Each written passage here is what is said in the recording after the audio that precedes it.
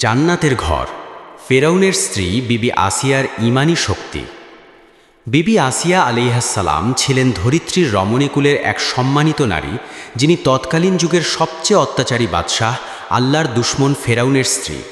রাজপ্রাসাদের সমস্ত আরাম, দাসদাসীদের সেবা এবং মুকুট বিশিষ্ট সম্রাজ্ঞের পদ তাকে ঈমানী আলো থেকে দূরে সরাতে পারেনি।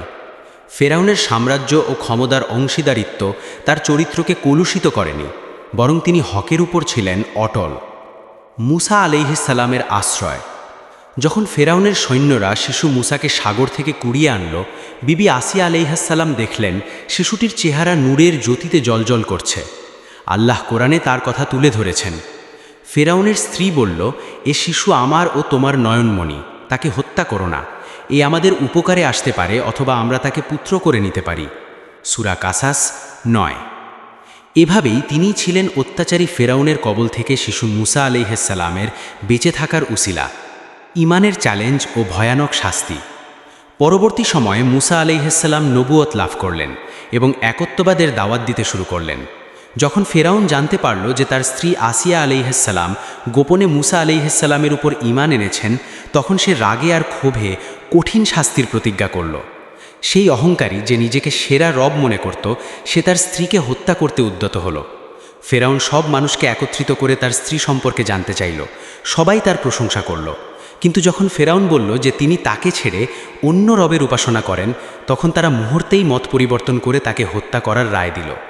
ফেরাউন তার সৈন্য সামন্তকে আদেশ দিল, তারা বিবি আসিয়াকে শক্তভাবে হাত পা বেঁধে উত্তপ্ত সূর্যের নিচে ফেলে রাখে। জান্নাতের দিকে দৃষ্টি।